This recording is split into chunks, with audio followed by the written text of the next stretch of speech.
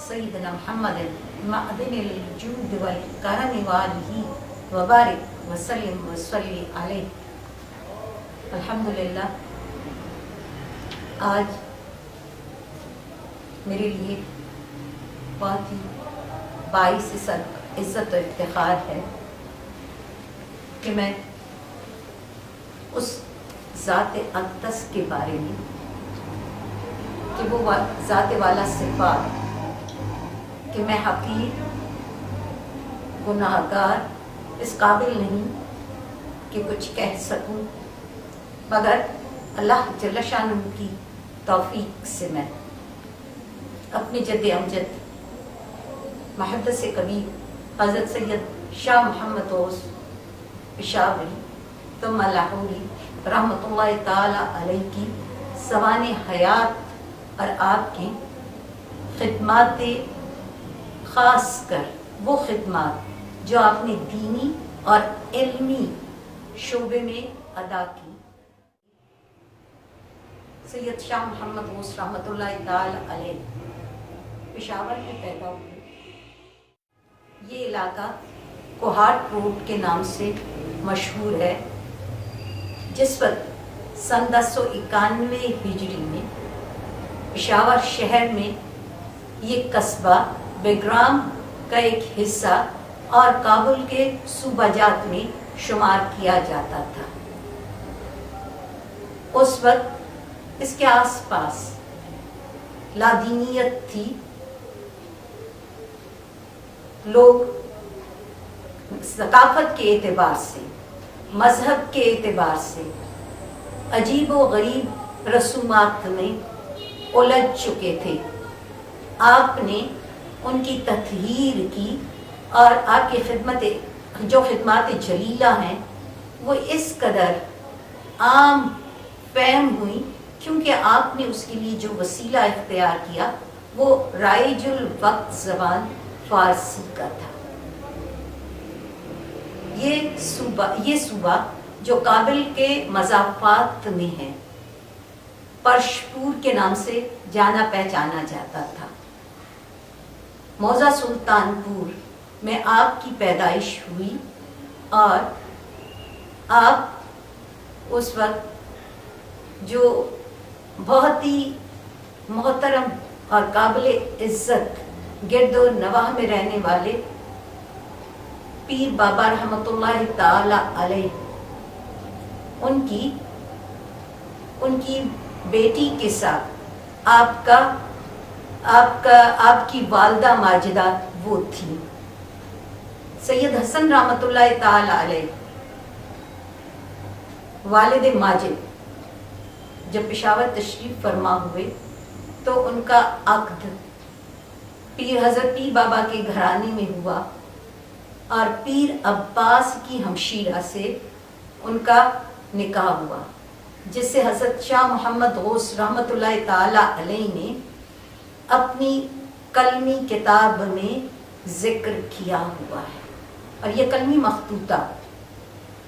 شاہ محمد غوث academy میں اس وقت سید نور الحسنین قادری کے پاس وہ آپ کی پیدائش کے سن کا ذکر نہیں کرتے۔ میں نے بہت سی کتابیں آپ کی تاریخ پیدائش کے متعلق ڈھونڈی، بہت تلاش کی، بہت جستجو کی، لیکن کہیں مجھے اس سوال کا جواب نہ ملا، جبکہ یہ کلمی نسخہ ہی ہمارے لیے اصل سورس ہے۔ اس میں آپ بہت خوبصورت انداز میں بیان کرتے ہیں کہ جب میں 10 سال کا تھا، 7 سال کا ہوا تو مجھے قرآن کے حفظ کے لیے بٹھا دیا گیا اور قرآن میں پڑھتا مگر مجھے یاد نہ ہوتا، تو میرے والد ماجد نے مجھ پر نظر کی اور پھر اس کے ساتھ ہی ایک ایسا سلسلہ شروع ہو گیا جو کبھی نہ بھولنے والا تھا۔ پھر چند ہی سطر آگے چل کے آپ لکھتے ہیں کہ جب میری 18 سال کی عمر ہوئی تو اس وقت 18 سال کی عمر میں میں نے تمام علوم متداولہ پر عبور حاصل کر لیا۔ یہ کمال قدرت اور فیض تھا جس کا ظہور ہوا۔ اور پھر ہم آگے چل کر ذرا سا اور پڑھتے ہیں تو اس میں ایک اور ہی خوبصورت بات دکھائی دیتی ہے کہ 18 سال کی عمر کے بعد آپ اپنے والد ماجد حضرت سید حسن رحمۃ اللہ تعالی علیہ سے درخواست کرتے ہیں کہ مجھے بیعت میں شامل کر دیجیے۔ یہ وہ لمحہ تھا کہ جس پر تفکر کیا والد ماجد نے، اور اسی کلمی نسخے میں ہم اس کی فارسی میں جب الفاظ پڑھتے ہیں تو ایک اتنا خوبصورت ہمیں میسج ملتا ہے۔ چوئی فقیر بات فراغی تحصیل در سن 18 سالگی طلب این روا از والد نمودم قبول فرمودن، انہوں نے اجازت مرحمت فرما دی۔ وبعید را در طریقہ عالیہ قادریہ نمودہ، جس سے ثابت ہوتا ہے کہ آپ نے طریقہ عالیہ قادریہ میں پہلی بیعت فرمائی، اور اس وقت آپ کی عمر مبارک 18 سال تھی۔ صرف یہی نہیں، آپ مزید اس میں لکھتے ہیں کہ اس کے بعد آپ نے مجھے اوراد، اشغال اور پھر یکسوئی یعنی خلوت پہ بٹھانا شروع کر دیا، اور جب آپ خلوت پہ بیٹھے تو اللہ جل شانہ کی طرف سے جو واردات ہوتی آپ اپنے والد ماجد سے شیئر کرتے۔ محدث کبیر حضرت شاہ محمد غوث رحمۃ اللہ تعالی علیہ ان وارداتوں کو اپنی اسی کتاب اسرار الطریقت، جو کلمی نسخہ جس کا ذکر میں نے کیا، اس میں بہت خوبصورت طریقے سے بیان کرتی ہیں۔ ہر چند ای فقیر لیاقت ای امر خطیر نہ داشت، اگرچہ یہ فقیر یعنی شاہ محمد غوث رحمۃ اللہ تعالی علیہ اس امر عظیم کے قابل نہ تھے، مگر والد مرحوم کے سامنے انکار نہ کیا اور ان کے اس حکم کو قبول کر لیا۔ آپ 6 سال تک اسی طرح مجاہدات اور ریاضات میں مشغول رہی، اور یہ وہی وقت تھا جس میں آپ کے والد ماجد نے آپ کی تربیت روحانیت کے اعتبار سے عروج تک کی۔ صرف یہی نہیں بلکہ جو واردات ایسی ہوتی تو اس پر آپ انہیں شاباش دیتے اور اس سے بڑھ کر ان کی حوصلہ افزائی کرتے۔ تو آپ لکھتے ہیں کہ میں اور محنت اور مجاہدے میں مصروف ہو جاتا۔ یہ وہ وقت تھا جب کہ آپ کو خرقہ خلافت سن 1115 ہجری میں اپنے والد گرامی سے سلسلہ قادریہ میں عطا ہو چکی تھی۔ آپ لکھتے ہیں کہ کچھ ہی عرصے بعد سن 1115 ہجری میں والد ماجد حضرت سید حسن رحمۃ اللہ تعالی علیہ کا اس دنیا سے وصال ہو گیا۔ جب آپ کا رخصت کا وقت تھا، اس وقت کی کیفیت ایسی تھی کہ آپ کہتے ہیں کہ میں ایک ایسے عالم میں تھا کہ جہاں مجھ پر دنیا کا کوئی اثر باقی نہ تھا، بلکہ مجھ پر ایک ایسا غشی کا عالم طاری تھا کہ جس کی کیفیت میرا رب ہی جانتا ہے۔ اس کے بعد سے آپ نے تمام اپنی خانقاہ کے سارے امور سنبھالے اور اس کے ساتھ ایک عزم کیا، وہ عزم سیاحت تھا، جس میں آپ اپنی کتاب میں تذکرہ کرتے ہیں کہ آپ حج کے لیے بھی روانہ ہوئے، اور پھر راستے میں جہاں جہاں کوئی بزرگ ملتا، مجذوب ملتا، کوئی بھی ایسا علم رکھنے والا، روحانیت کو جاننے والا، صاحب عصر سے ملاقات ہوتی، اس کی واردات بھی آپ اس ضمن میں تحریر کرتے جاتی ہوں۔ آپ کا یہ صبر، ایک ایسا پرعزم و مصمم جس کے لیے آپ نے فارسی میں یہ لفظ استعمال کیا کہ یہ سیاحت تھی، اور اس سیاحت میں جن جن مقامات سے آپ گزرے آپ نے ان کا بھی ذکر کیا، ان علماء کا، مجاذیب کا، جن سے آپ نے کچھ پایا بھی، اور اپنی روحانیت کے اس سلسلے کو بھی اسی طرح نشو و نما پہنچاتے رہے۔ جب ہم علم ظاہری اور باطنی سے فیضیاب ہو کر آپ مدینۃ الاولیاء لاہور تشریف لے گئے، اور لاہور اس وقت درس و تدریس کا ایک طرح سے دارالحکومت تھا، اور وہاں صرف یہی نہیں بلکہ وہ علماء کرام جو بہت شورائے آفاق ہستیاں تھیں، آپ کو ان کی شاگردی نصیب ہوئی، اور خاص کر ہم دیکھتے ہیں مدینۃ الاولیاء میں جا کے آپ نے علامہ نور محمد مدقق، جن کا تذکرہ آپ کہتے ہیں کہ منڈی فالیز آباد میں اس وقت آپ تھے، اور آپ نے اس مقام پر جا کے وہاں ان سے قرآن حکیم کا درس لیا۔ اور مدینۃ الاولیاء لاہور میں علامہ نور محمد مدقق رحمۃ اللہ تعالی علیہ کا دارالعلوم تھا، اور آپ نے وہاں علامہ جان محمد کلاں سے درس حدیث حاصل کیا، اور اس کا تذکرہ بھی آپ اسرار الطریقہ کے صفحہ نمبر 62 پر بہت ہی تفصیلاً بیان کرتے ہیں۔ اور علامہ جان محمد کلاں جو تھے وہ محمد اسماعیل المعروف وڈے میاں لاہوری رحمۃ اللہ تعالی علیہ ہی کے سند حدیث یافتہ تھے، اور جب ہم یہ دیکھتے ہیں آپ اپنی سند حدیث سے فراغت حاصل کر لیتے ہیں تو اس کے بعد آپ کا یہ سفر جاری ہوتا ہے، نہ صرف جاری بلکہ اس وقت کی جو رائج الوقت زبان فارسی تھی، آپ نے صحیح بخاری کو اس فارسی زبان میں منتقل کیا۔ یہ وہ وقت تھا کہ شاہ محمد غوث رحمۃ اللہ تعالی علیہ پشاور میں تھے سن 1138 ہجری میں، اور شاہ ولی اللہ رحمۃ اللہ تعالی علیہ دہلی میں بیٹھ کے کام کر رہی تھی۔ انہوں نے شرح مصبہ و مصفہ لکھی، جبکہ شاہ محمد غوث رحمۃ اللہ تعالی علیہ نے شرح صحیح بخاری لکھی، اور اس کا مینوسکرپٹ اوریجنل اس وقت شاہ محمد غوث اکیڈمی میں ہی پایا جاتا ہے۔ پہلے پارے اس کے 1200 صفحات پر مشتمل ہیں، ایسی جامع شرح ہے یہ، اور اس کا ایک اور قلمی نسخہ اسلامیہ کالج کی لائبریری میں موجود ہے۔ پھر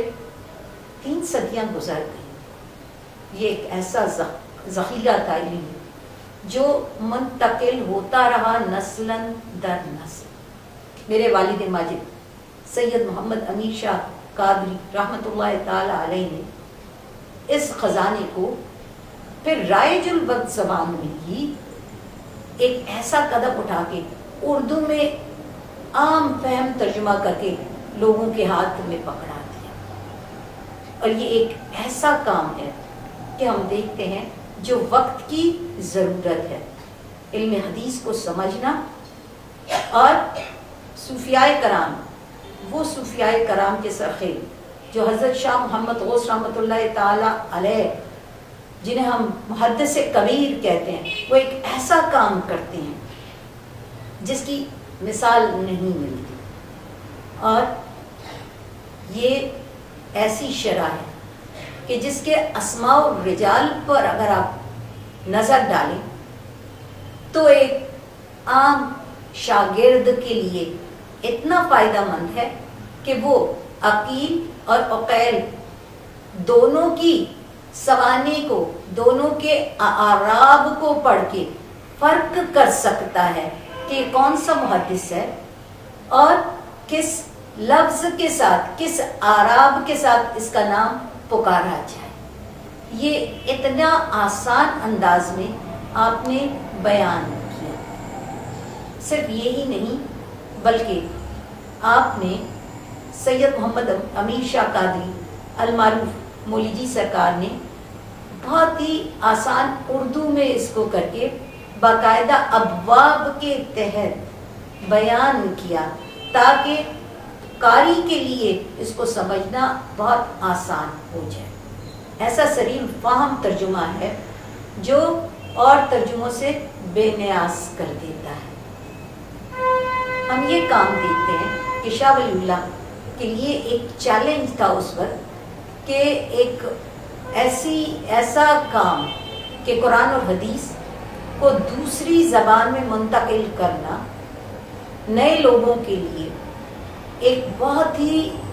بڑا کام تھا. آپ نے ایک ایسا قدم اٹھایا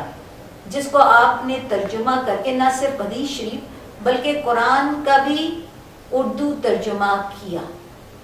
آپ کثیر التصانیف بزرگ ہیں. کتابوں میں لکھا ہوا ہے کہ تقریباً 100 کے قریب آپ کی تالیفات پائی جاتی ہیں جو پورے پاکستان میں اور ہندوستان کے گرد و نواح میں بھی کلمی نسخوں کی صورت میں موجود ہیں. الحمدللہ اب اس پر ریسرچ ورک ہو رہے ہیں اور بہت سارے لوگوں نے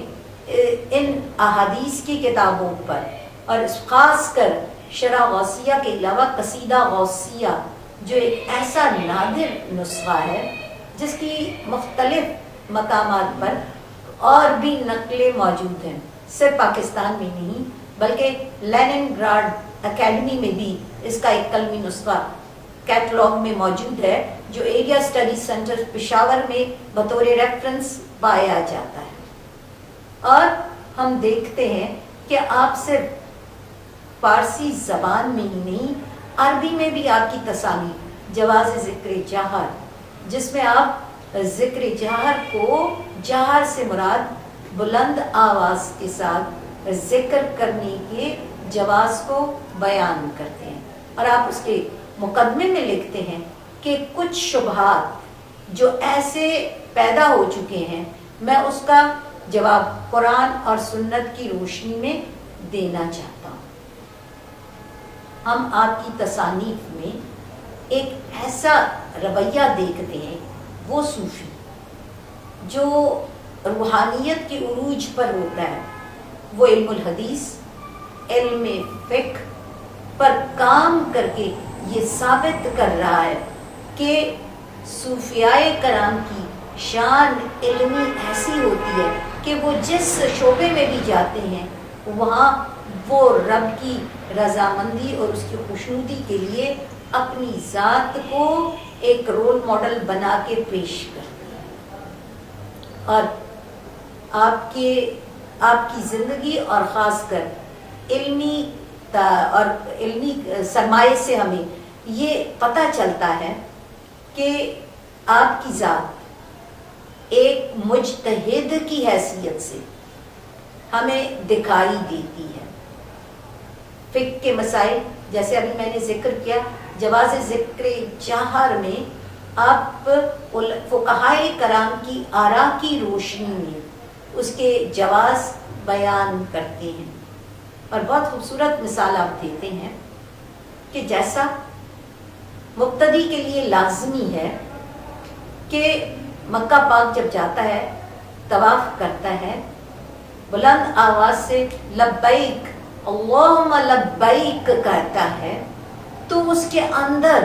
بگنر کے لیے ضروری ہے کہ وہ اس بات کو جہرن کرے. اور جب آپ کابل گئے وہاں مولوی احمد محمد نعیم رحمۃ اللہ تعالی علیہ کے پاس آپ نے وہاں مطول پڑھی اور طلبی اور توضیح کی کتابیں پڑھی اور جب آپ نے وہ پڑھی اور یہ وہ مقام تھا کہ مولوی احمد محمد نعیم رحمۃ اللہ تعالی علیہ خود جہرن ذکر فرمایا کرتے تھے. بلکہ یہ بات روحانی رابطہ میں بڑے واضح طور پر بیان کی گئی ہوئی ہے کہ جب آپ ذکر جہر کیا کرتے تھے تو در و دیوار آپ کے ساتھ ذکر کیا. تو یہ ایسے کیفیتیں ہیں کہ جن کی توجیحات آپ نے باقاعدہ قرآن اور سنت اور فقہ کی روشنی میں بیان فرمائی ہے. فارسی میں جب ہم دیکھتے ہیں تو آپ کے مقالات جو خاص کر اسرار الطریقت، اس کا تجلیات غوثیہ اردو ترجمہ بھی ہو چکا ہے، اور شاہ محمد غوث اکیڈمی جو پہلے الحسن اکیڈمی کے نام سے تھی، اسی میں ایک رسالہ باقاعدہ 1953 سے مولی جی نے اس کی اشاعت کی، اور وہ 15 روزہ رسالہ ایک پھر اس کو آگے ایکسٹینڈ کر کے جسے پورا ماہنامے کی صورت میں چھپنے لگا، اور اس میں اسکالرس کے باقاعدہ پشاور یونیورسٹی کے اسکالرس کے مضامین بھی چھپا کرتے تھے، بلکہ پورے پاکستان سے لوگ اس میں بڑے بڑے اسکالر، کراچی کے اسکالر، اور یہ سارے اس میں اپنے مضامین چھاپتے تھے. تصوف کے حوالے سے آپ کے مقالات جو قلمی صورت میں بھی موجود ہیں اور کچھ کی اشاعت بھی ہو چکی ہے، بہت ہی اہم نوادرات میں سے در کسب سلوک و بیان حقیقت و معرفت ایک ایسی ہمارے لیے روشنی کا منبع اور راہ ہدایت ہے کہ کوئی بھی طلب حق کے لیے جب چاہے تو وہ اس کو مرشد کی صورت میں فیضیاب کرتی ہے. یہ ایسی کتاب ہے جس کو آپ نے مختلف فصلوں میں تقسیم کیا، ہر فصل اپنے اندر ایک نفس مضمون رکھتی ہے، اور ان فصلوں میں آپ ذکر در شوق و ذوق کہ کس طرح سے لذت محسوس کرتے ہوئے اللہ کے حضور عبادت میں اللہ کے قرب کا حصول، اس راہ کو اور آسان کرتے ہوئے منزلیں ایک سالک کی آسان کرتا ہے. اس میں آپ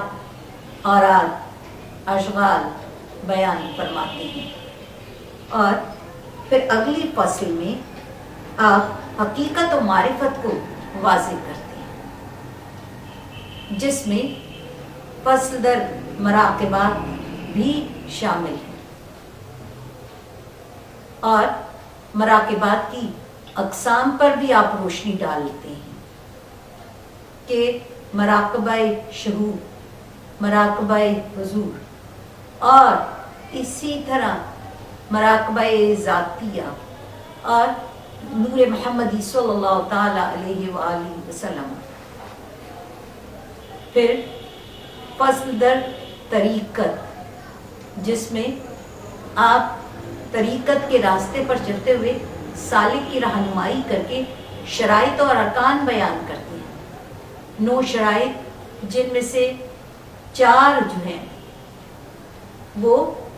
قلت طعام، قلت کلام، قلت منام، عقل حلال، کم سو، کم کھاؤ، غور کرو، فکر کرو اور سمجھو، تدبر کرو اللہ کی ذات اور اتباع سنت رسول صلی اللہ تعالی علیہ وآلہ وسلم پر عمل پیرا ہوتے ہوئے حضور علیہ الصلوۃ والسلام کی سنت پر چلتے ہوئے حضور علیہ الصلوۃ والسلام کے طریقے کو اختیار کرتے ہوئے ایک سالک کس طرح سے اپنی اس منزل کو جو اس دنیا میں رہتے ہوئے وہ اپنے لیے آسانیاں پیدا کرتا ہے. اور خاص کر جب آپ عقل حلال کہتے ہیں تو اس میں وہ دیکھ کر کھاتا ہے، پیتا ہے، سنتا ہے، بلکہ سمجھتا ہے. یہ سارے افعال و اعمال اسے مطابعت رسول صلی اللہ تعالی علیہ وآلہ وسلم کی پیروی میں ہی کرنے ہوتے ہیں۔ صرف یہی نہیں، آپ آگے چل کر توحید وجودی اور شہودی کو بیان کرتے ہیں، صفات حسن، صفات وجودیہ اور امکانیہ کی تشریح فرماتے ہیں، اور مرتبہ عبودیت پر بحث کرتے ہوئے بندگی کے وہ تمام منازل کہ بندہ کس طرح سے عبودیت کے راستے طے کرتے ہوئے اپنی منزل مقصود تک پہنچتا ہے، جس میں وجود و ظہور حق پر بات کی جاتی ہے۔ صرف یہی نہیں، نسبت ذات باحت کا تصور دے کر آپ اس درجے کو کہ جس میں بندہ اپنے وثوق پہ پہنچ کر کامل استعداد رکھ کے محقق بن کے تحقیق کر کے اس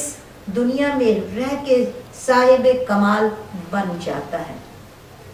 آپ لکھتے ہیں، اگر طالب حق کو اس راہ کی طلب پیدا ہو تو چاہیے کہ پہلے تو مرشد کامل کے ہاتھ پر بیعت کرے، کیونکہ بغیر مرشد کامل کے یہ معرفت حاصل نہیں ہو سکتی۔ اس مشکل کا حل مرشد کے ملنے سے ہے۔ اگر مرشد کامل نہ ملے تو جو کچھ اس رسالے میں لکھا ہوا ہے وہ محققین اور صاحبان کمال سے حاصل کر کے خلاصتاً تحریر کر دیا گیا ہے۔ چاہیے کہ اس پر عمل کر کے اس کی گہرائی میں سے فائدہ اٹھا کر نفع حاصل